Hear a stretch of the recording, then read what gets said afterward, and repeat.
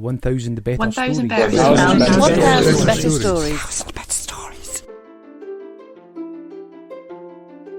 Welcome to 1,000 Better Stories, the Scottish Communities Climate Action Network's podcast, sharing stories of community-led climate action in Scotland to help us all imagine a better and fairer future beyond the new normal and transform what we think is possible.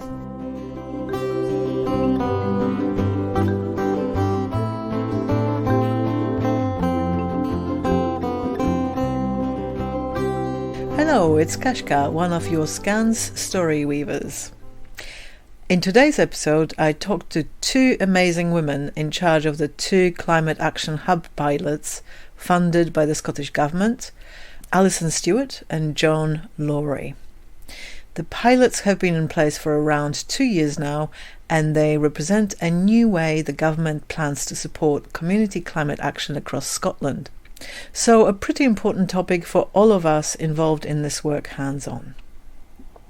In the next episode, we'll continue talking about this regional approach by focusing on regional network building SCCAN is involved in, preparing ground for climate action hubs across the rest of Scotland.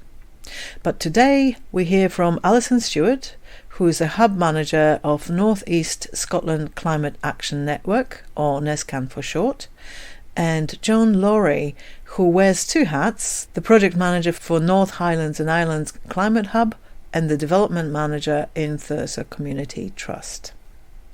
Both are members of SCCAN as well and are involved in SCCAN Regional Hub and training circles. We recorded the interview in early September. I started by asking Joan about her climate journey. So I have always had an interest in sustainability and climate change. Well, my former career was I worked at a museum for 10 years. And as part of working at that museum, based up in Caithness, we had fairly significant displays on the flow country and the importance of the peat that surrounds and covers much of Caithness. And so that kind of started an interest in basically how we're managing our planet. While I worked at that museum, I completed a degree in sustainable development through the University of Highlands and Islands, followed by a master's in low carbon communities. And it's community development that is my primary interest. But when I started putting together Thurso Community Development Trust, I've always seen that climate action is a route to solving inequalities in our community. Climate and having a just and fair society are very, very linked. So that was really what took me to where we are now. The trust does quite a lot of climate action. We're a community development trust. We don't say that we are a green organisation or anything like that, but we just embed it, that we're embedding that kind of work in all of the work that we're doing. And that's what led us to having the Climate Hub and being selected to run it, is that link between inequalities and also kind of levels of community engagement. Thanks, Joan. Alison? I've always been very much a person with lots of soapboxes and real care for rights. So it's always been human rights for me and ensuring the world's a better place and just the fairness and making, that coming from that very much a rights-based approach.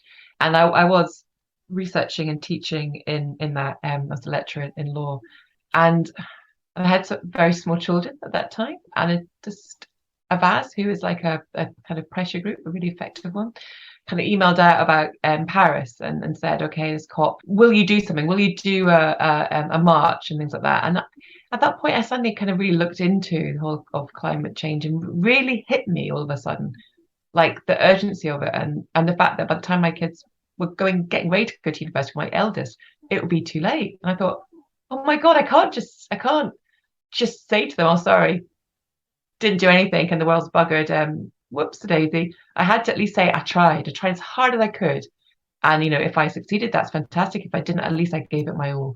And I could look at them in the eye and feel I'd done as much as I could do. So that's where it kind of started. It started with one of my friends putting me in contact with Eric Dalhousen, who was passionate about environment for a lot longer than I was.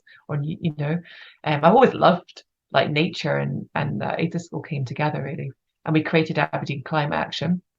And then after a year or two, I basically concentrated on that full time and built up Aberdeen Climate Action, helped with the climate cafes. We really got people that were coming that really wanted to do their own climate group around the whole of Aberdeenshire and the city. So helped groups form and then created an informal network. And then we formalized that network and then the hub came from that. So yeah, it's all been a very organic process. Most important question of this interview, and I think a lot of people probably have that in their mind when they hear Climate Action Hub for the first time.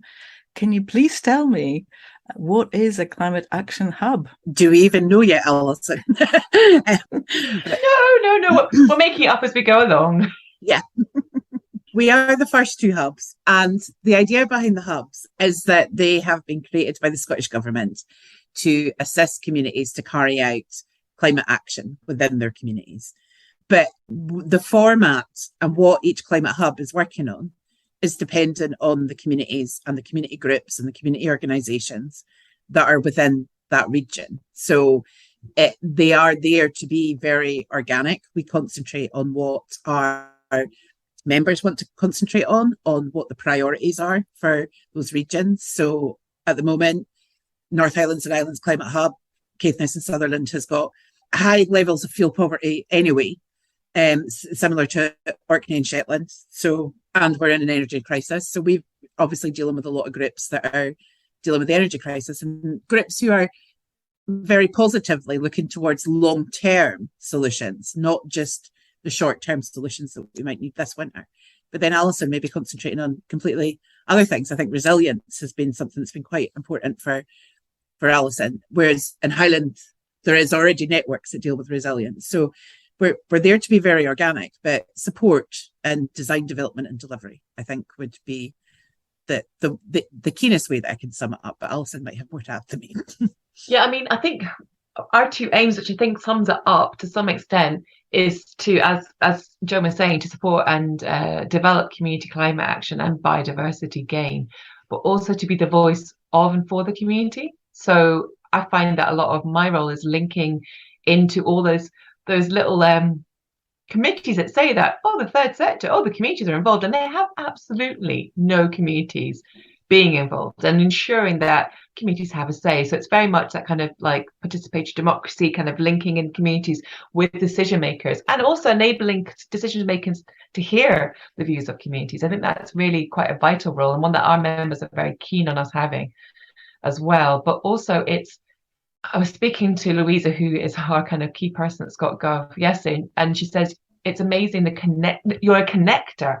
And that's what we really are too. So we really are connecting people and groups together for peer support and knowledge sharing, but also connecting all sorts of different organizations. And that's what I'm constantly doing, and saying, well, you know what, that and that person doing that, let's all work together. Or, let's make sure the food strategy then links into the, so it's basically, it's, as Jim was saying, very organic, and is very much member plus led. So our members, it's our, Joan was saying about resilience and adaptation, that came out of huge storms that a lot of our members experienced very, very impactfully the start of this year. And that's really to try and boost the work that's been done by the councils in this area to support that.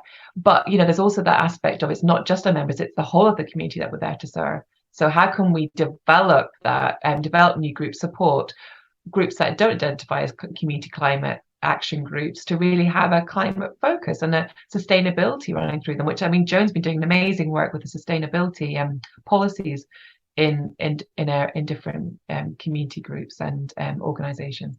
I should have probably asked that before, but where is your hub located and what area does it cover? Shall I go first, because mine's simpler, Joan?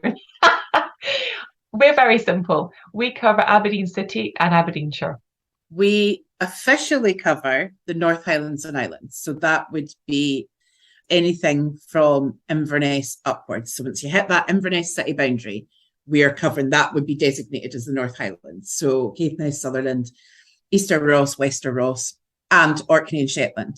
However, there are no other hubs in existence, and in the nature of the Highlands and the networks that exist across Highland already, we basically don't turn anybody away who is in Highland Regional Council area, whether that's for support, whether that's for membership, networking, or funding, or taking part in things like we recently had the Highland Climate Festival. And as you hinted at, regional hubs are supposed to reflect this place-based approach. So how your two areas are unique and how your approach differs and reflects it? Where do I start?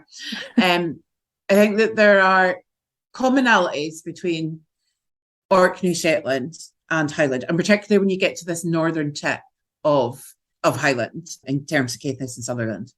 There is very strong links in terms of our culture, in terms of the way that communities respond and react. I'd say that there are also distinct differences between Highland and then Orkney and Shetland. There's definitely, Highland is very community-led, as in there's a very strong third sector in Highland. Not all of them are carrying out climate action, but a lot of them are looking at sustainability within their organisations and are looking to move into that realm. So we've got quite a lot of groups who are doing climate action who don't realise that they're actually doing climate action. They don't think of it as that way. I think that this area is unique from other areas. Obviously, it's a very rural community. It's all rural communities. In Highland and Orkney and Shetland, we're obviously very rich in renewables, fully aware that we're rich in renewables, and there is that influence that pervades there. But we have high carbon footprints because you have to have a car in many of these communities. You have to be able to travel. Many of these communities, it's the only option that you have is oil-based central heating. Even just delivery of key goods and services, we've got high carbon footprints for goods and services to reach us.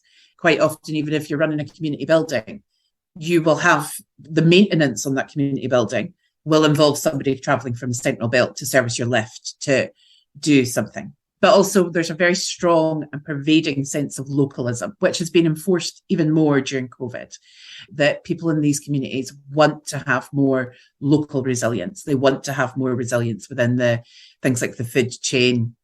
They want to encourage their communities to thrive. We have an Islands Development Officer who deals with Orkney and Shetland. I've been working in the realms of Highland for a very, very long time.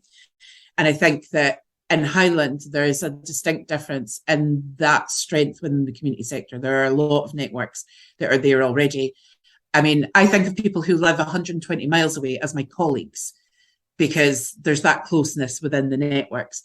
And because Highland Regional Council is such a vast area, you really do have communities who have stepped in there and who've done things for themselves because the local authority just simply isn't able to do it. I have to say that within the area, because we cover city and shire, there is differences there. I mean, the vast majority of our members actually are in the shire because I find that rurally people are more community driven to a large extent.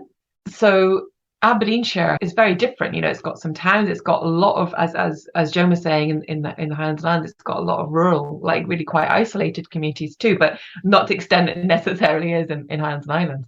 So the more isolated a community is, the more it basically helps itself and it's more kind of resilient and self-sufficient. And that isn't so much the case in a city. You know, you have to really try to be distinct within a city in a community. And there are some communities that are very strong within the city. And they mostly have already got their community groups that aren't necessarily climate action groups, but there's an awful lot of groups that identify as climate action groups in the Shire. So it's interesting the way it's developed. And I do feel that obviously within the North East as a whole, as distinct from other areas within Scotland, it's the whole oil and gas, fossil fuel industry, but also in the Shire, it's a huge dependency on agriculture and high intensity of farming.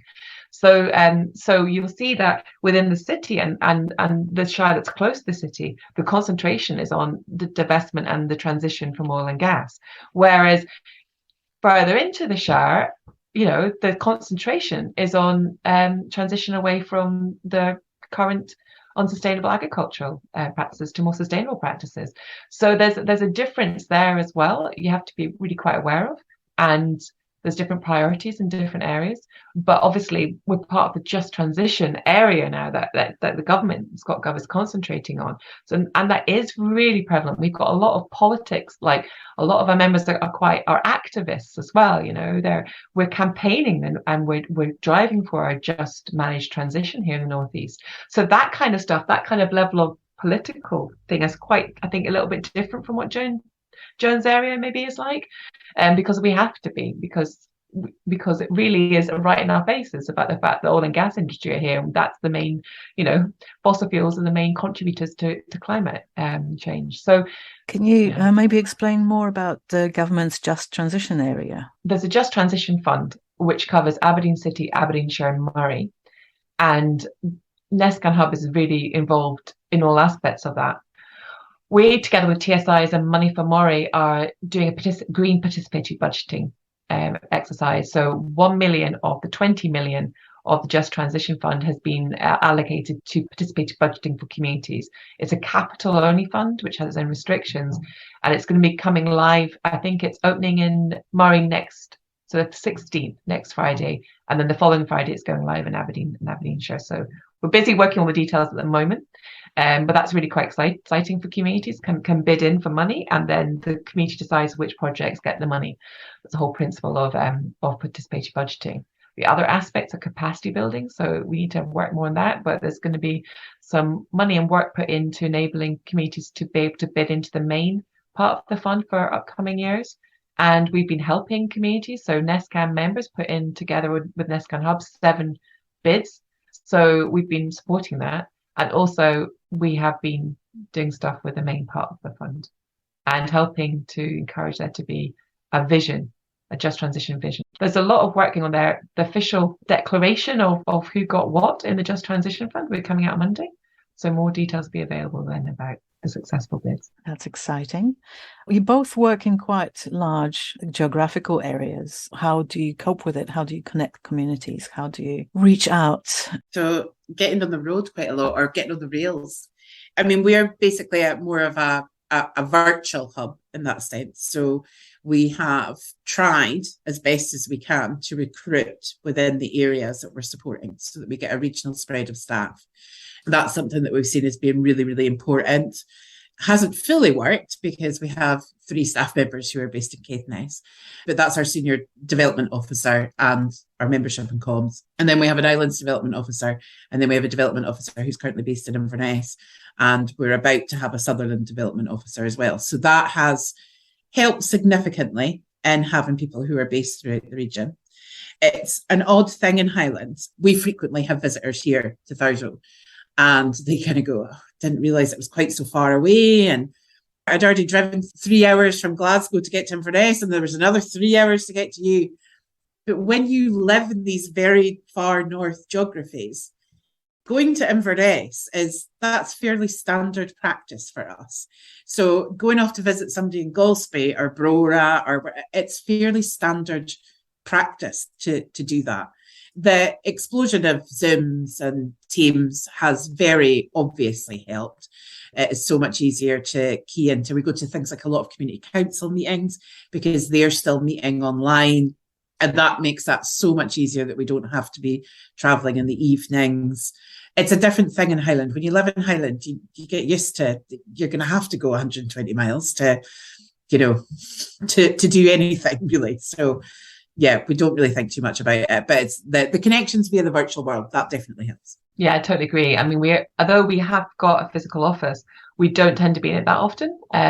It's just mainly a space for brainstorming and coming together and just catching up and supporting each other. But I mean, I do virtual meetings all the time. In fact, it gets to the point I'm like, what, you want me to come and meet you and waste time traveling when I could be just working away? So it is very much like that. And when we speak to our members, we say, do you want us to have, we can come and do, meetings left, right? And they say, no, we don't want you to waste the carbon. We'd rather do it online. I was talking about the fact that I run Aberdeen Climate Action as well, and climate cafes. We used to get people coming in to Aberdeen City when we were doing them face to face, which just started again, from Huntly, which is like an hour away, only have to count in the whole travel bit on either side, and they didn't think anything of that because that was quite, as Joan was saying, it's quite normal. So when people live in the deepest, darkest places in the Shire, they're quite used to travelling into Aberdeen because let's be frank, all roads lead to the major city, don't they?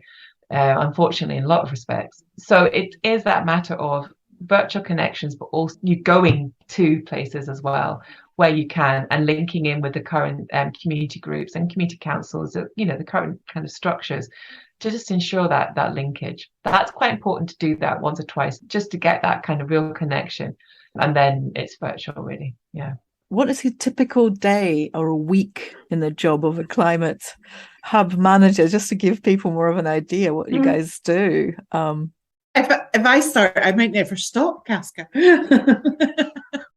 A typical day or week. So it is mainly, from my perspective of the project manager, it's mainly coordinating the other staff, making sure that we're dealing with any inquiries that's coming in, forward planning for what we've got coming up. So, for example, this week we are in Climate Week, going on a bit of a tour. We've got Johnny, our Islands Development Officer. He's going over to Shetland, so we're coordinating what groups at the moment he's going off to visit. Myself and the rest of the Highlands staff, we are going on a tour which is going to involve public transport and also borrowing e-cars from various different community groups and doing a bit of a road trip and doing quite a lot of digital content and things like that. So we're busy planning that. We are busy also speaking to a web resource developer that works within the third sector to develop some kind of a platform that can assist volunteers to support people through the energy crisis, doing website development, like any number of different tasks we could be doing. I mean, example was last week, at the very last minutes, and the day that a funding application was due, we had one of our members who had completely lost the funding application. All was reduced to 600 characters on the entire thing, when each question was calling out for 2,000 characters. So that was a development officer stepping in and helping them to bump that up and to get that done. So yeah, no 2 weeks are the same. No, they're not. And you know what? If I have a day that has maybe 1 or 2 hours that I'm not in meetings, I'm like, wow, I've got time to think, because you just don't. That's why I pack my meetings virtually, because otherwise I would not have time for them all. My Tuesdays are a staff are all in the office day. So that day, it's all about management and staff. Are you doing this? Have you done this? What are we going to do here? Who's doing what? Let's pull this together. And then it's speaking to all different people, to different networks put together. So this week I've been speaking to RGU, Grampian Regional Equalities Council last week, and NESCAN last week, to try and do stuff to do with them and key in with them, and James Hunt Institute to tie in with researchers, and just a lot of that sort of strategic stuff.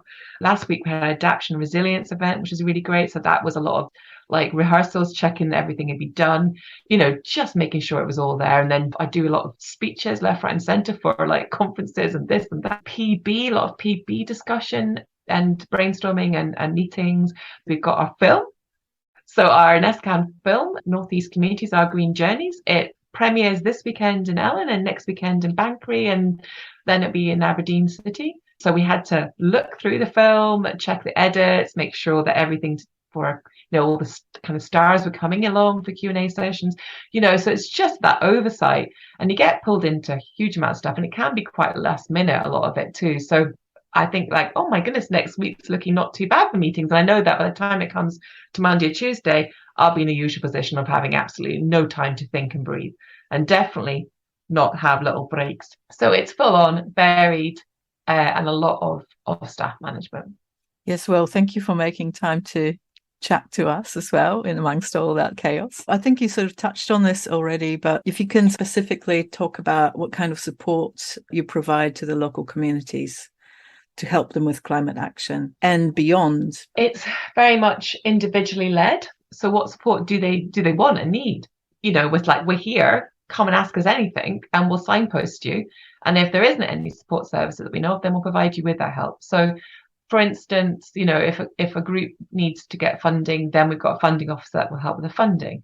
If a group wants to know how they can be constituted, then I'll put them in contact with our TSIs for governance. And if they don't have necessarily the right information, then I'll try and help myself.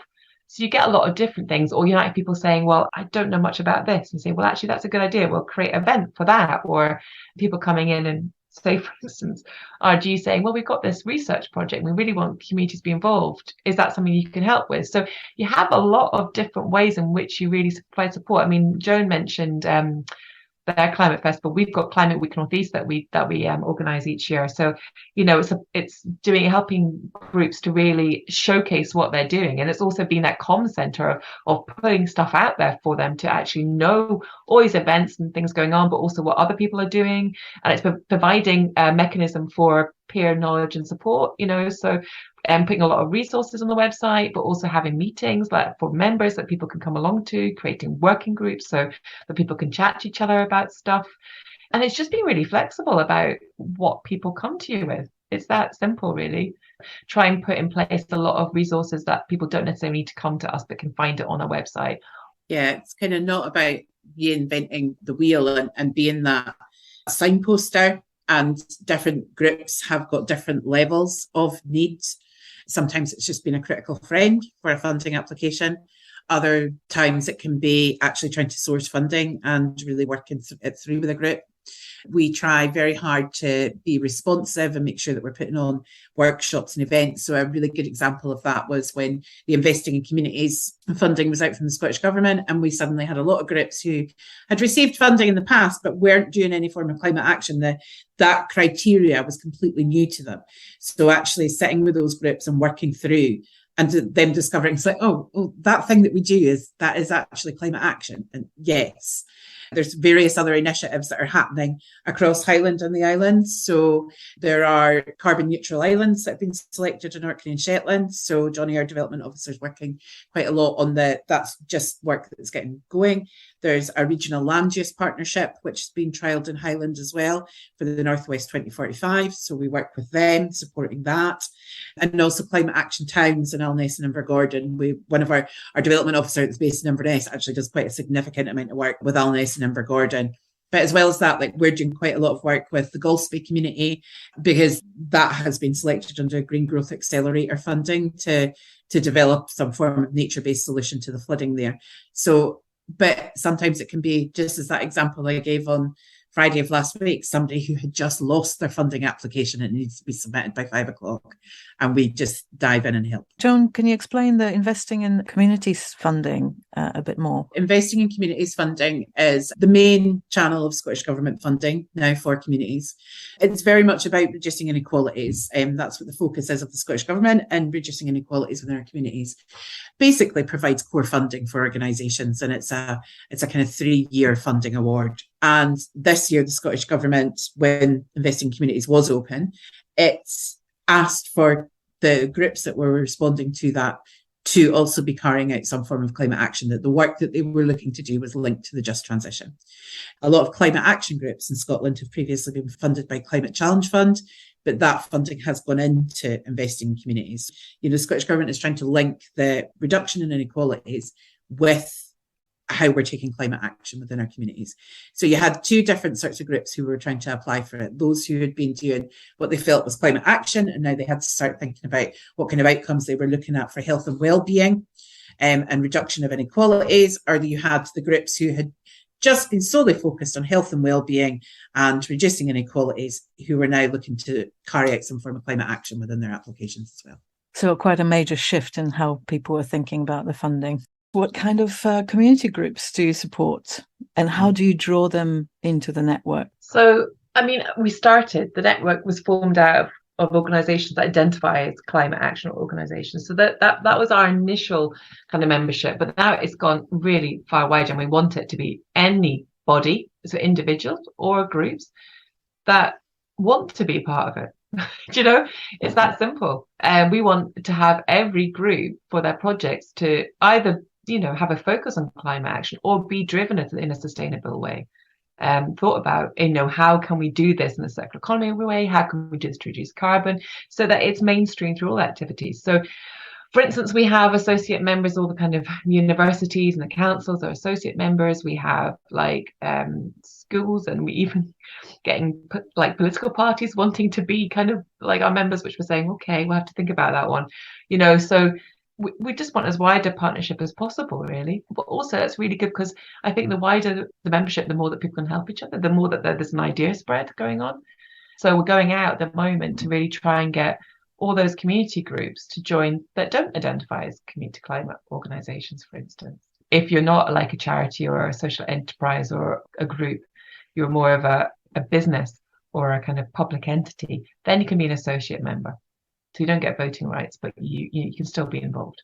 That's very similar to Alison as well. Everything from new entrants, so people who are just looking to carry out some climate action and want to, what kind of group they need to form, to social enterprises, to the large development trusts that exist across Highlands and the Islands, to any form of groups in between, community councils as well.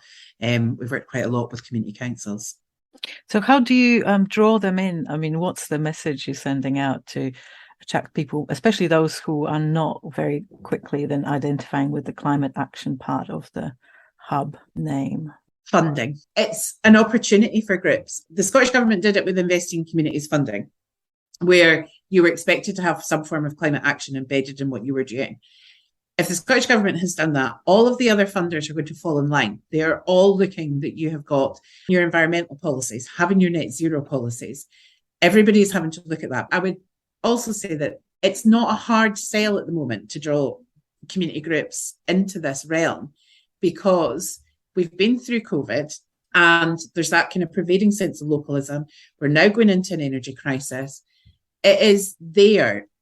It's in people's heads now. Like, we have to be doing something. And so I don't know if there's so much that we need to draw them in, because they're coming anyway. I think that it is funding. I mean, we do seed funding, and from that we get people coming in and then having conversations with us that then mean that they do then go on do amazing things. For instance, we have a church that got some funding to do some, create cushions and stuff and do an outdoor area for New Scots. That's now doing a whole weekend of a climate festival. That would not have necessarily occurred if they hadn't had that initial contact with us and we supported them, and then they come into us, we thought about doing this, and we're like, fantastic, then we can give you some more, because it's different funding year. And our officers can come and help you. So it's that kind of, it does draw people in, but also because it's free.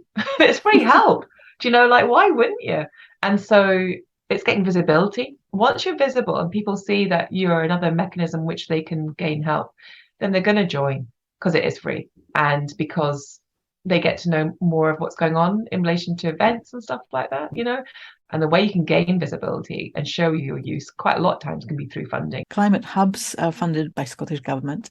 So how much direction do you take from the government, and how much is your work driven by communities you work with? In what way is it driven by the communities you work with? Like any other funder, we have outcomes that we have to try and achieve. But those are outcomes that have been set by myself and by Alison, by our teams, by our members, by what they're looking for. The Scottish Government is really looking for this to be community-led and grassroots-level led. So it's shaped by the communities, I think, is the short answer. Yeah, totally. I was talking to our new SCAN network coordinators who are working to facilitate creation of regional hubs elsewhere. And they asked for one tip how to do that, how to achieve that, bearing in mind that they only have 1 year to achieve what I think, Alison, you had probably longer run-in time in terms of building a network and trust. So, well, I mean, maybe I was part of a community group, which helps. Yeah, it's always good to have people that actually are the people that you're trying to get. That is vital, I think. To really be member-led is vital. Key tips: you got to get out and pound the pavements and talk to people, definitely. But it's about listening. You've got to show that it comes from them. Everybody together is creating this, and there you've got to put that, on Google form, a Google kind of thing, and say, okay, this is what we're talking about. Is this the mandate? Put all your comments on it, and then we will agree it, and all of us will agree it. And therefore it is, everyone then is bought in. That, I think that's really, really vital at the start. What we did when we are a hub was, and I found this really useful, was taking, time to actually get everything set up, but mapped what was going on and brought people together to really discuss what they're doing. And then the most comments we've had of people on our website that they really love the map we've got of what projects are going on in the area, but also from a support, we kind of went out and looked at what support services are already there so that we didn't duplicate and we could signpost effectively, but also had them along to that event. And they found that really useful because it gave them a real platform to talk to groups that they hadn't had contact with before. So I think that sort of thing is really handy. I don't know. I mean, there's so much, Joan. What do you think? I think it is. It's that mapping, networking, getting out there and getting your face seen, going to things like other networks that you can find that are in existence within that area, listening, and also having quite a lot of empathy as well for groups. That's something that I try to reinforce with all of our staff, is that have empathy for groups, that you're not going to get a response to that email because that development officer who works for that organisation is getting 30 emails a day. Have lots and lots of empathy and just keep on trying and keep on knocking the door and being confident, a good listener. It's reaching out. I mean, I actually had the feedback and I think it's really valuable. And it's something that I've done without realising, but it's good to actually make it conscious. A hub is not there to be just simply a support, like an institution. It's there to ask for help too. And it's a whole give and take that's really important. So when you say, I need your help, it's a reciprocal relationship. And I think that's really important for community groups, because it means that you're not like quite a lot of government agencies which come in and like, you're the poor people, we have to help. You're recognizing their agency and their qualities and their experience and utilizing it. And they recognize that because that puts you on an equal footing. I think that's really important, to have that kind of, we're not above you kind of feeling as well. Great tips. We seem to be facing one crisis after another these days. And there was obviously COVID and still is COVID. And now the cost of living and energy price crisis going into the winter. How do you see your work is connected to these, and how climate hubs are able to support communities working with you in addressing those, and maybe, in doing it in more of a permanent way, or creating some kind of legacy or permanent ways of dealing with that? I think it's varied, and forgive me if I break into what my other job is as a development manager for a development trust. So the sort of things that we've been doing is, so there are both Caithness and Sutherland Poverty Action Networks, and there are very strong community plan partnerships in both Caithness and Sutherland as well. And we've touched on a little bit of the work in Orkney and in Shetland as well. As in Shetland, they have estimated that at the current energy prices, to not be in fuel poverty, you would need to have a salary of about £100,000 to be able to live in Shetland. So that gives you an indication of the levels of fuel poverty there are across here. We pay higher in transmission rates, despite a lot of particularly the renewable energy being generated here. It's also quite a controversial subject in Caithness, because Caithness is largely, and the economy is largely built on having a nuclear power station, which didn't actually provide very much power into the national grid for very long. But there is still, this county sits on the aspect of they would like to see more nuclear power happening. But we have quite deep inequalities within our communities. And I think for the moment, we have been working with both Caithness and the Sutherland Poverty Action Groups and community planning partnerships to assist in any way that we can with an emergency response for this winter. And that is in things like community larders, energy advice, which is all important, and it's all climate action, and it's all things that communities can be doing right now. But also making sure that what is on the agenda with all of these networks is, what are the long-term solutions that communities can start looking at? So we have things like skill shortages in retrofitting and insulating buildings. Is that places where communities can step in? District heating systems, can we start to consider that for our areas as well? So let's not just look at the short term, let's look at the long term. And it goes back to that capacity building, which is one of the key reasons that we're here, is there could be that we are starting right now with a group in a small rural area who are recognising that people in their area are really, really struggling. And so they just want a bit of training on how they can offer some energy advice. Who should they be referring people to for some energy advice? But also they're like, how do we get connected in to get a food larder? Where can we get surplus food from? If we help that group now, in 5 years' time, that group may well be a group who then has the skills to say, we've put in a district heating system. We've reduced reliance in our rural community on oil-based heating systems because we then went and did some kind of amazing district heating system or did something amazing with hydrogen because we were equipped with the skills as we went through that journey. So I think that's where our roles fits in is, yes, help with the emergency response, be responsive to what's happening now, but also be involved in those long-term solutions. From our perspective, a lot of our members are really keen. So we've been helping them with funding bids, the Just Transition Fund, and a number of those bids were all about energy, from deep geothermal to retrofit academies to other retrofit aspects to district heat. You know, there's been a lot of that sort of things, to having more strategic industry bodies.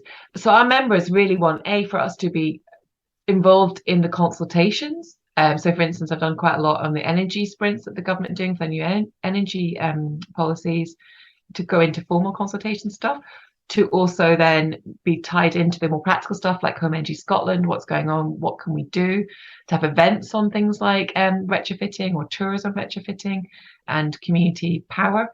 So, for instance, in our Climate Week, we often do tours of the Lonside Hydro, it's a local community scheme, or the turbines in Huntly or in Udney. That's where, say, Aberdeen Climate Action's Climate Cafe can be quite useful because there's stuff on those topics. But it's about developing, as Joan was saying, the journey. And actually what we want to do is create a route map from, you're a person, then you create a group, all the way to being a social enterprise. Because I think that is basically where it goes. And a lot of communities are interested in their own energy supply because it means that they're self-sufficient. They don't have to do funding. So when you have a turbine or solar panels or a hydro, then you've got money that's going into the community that can support other sustainable projects. So, with Udney, for instance, they've now gone into like being all these other things that they can do, from putting up bike shelters and a bike repair thing, to doing education, to, all sorts. I mean, members have created booklets on how to retrofit. Now they're in Udney, they're doing all these tours that people can go into people's homes. I know that in Cromer Futures do the same kind of thing. So it's a matter of encouraging and supporting and linking people up so they can see what everyone else is doing. We've been asked to put together some kind of resource sheets, and we'll do blogs about, where can I go to get this? But actually, it's quite a lot out there already. So it's a matter of just promoting it on our social media and placing it onto our and highlighting it on our website, really. Fantastic. And I think we're almost out of time. I just wanted to do a last question with you. So this is more of from your personal perspective, what do you think is the role of communities in driving the necessary change towards a more climate friendly and fairer world for all? It has to come from communities. People are place-based. They really care about what goes on right where they live. That's where you're going to get the passion. Like, our green space, we want this, we don't want that to happen. And really, that's where change occurs. And so, in my view, empowering communities to create their own plans, to have their visions, to create their own plans, to be in charge of their futures is really where we're going to get the vast amount of change that we need to drive different behaviours to get to not just net zero, but actual zero. We're having a very top-down approach really turns people off. Co-creation is key. If you co-create, then you get a much better product at the end of the day, one that's tailored to the actual needs of that community, of our society, one that therefore doesn't have wastage in it. And also, if there's and there will always be some uncomfortable decisions to be made, then if you actually involve the people in the decision-making process, they will accept that. They will know where it comes from and they will go along with it. So it is crucial. And a lot of times our communities have so much wealth of knowledge and experience that needs to be utilised. And I get a bit fed up with a view of the communities as some kind of like weird woolly-headed people. And quite frankly, we're all part of communities. It's got a spread of all of us, of all our talents and experiences and knowledge. We need to use them and tap into them, not just for business, not just for profit, but for creating the world we actually want to live in. Everything that Alison said, I can't top that. A top-down approach doesn't work. People motivate people, and communities motivate other communities. One of the key things that I use is that we talk about an awful lot about influencers these days, and we talk about them as these Instagram influencers or online influencers. Community leaders and those who stand up in their communities and start taking action, they are the influencers within their communities. And communities have a huge degree of influence to have and to be listened to. I really strongly feel that communities are the motivators for change. Thank you so much for taking time to chat to me. Our pleasure. Thank you for having us, Kasia. Thank you.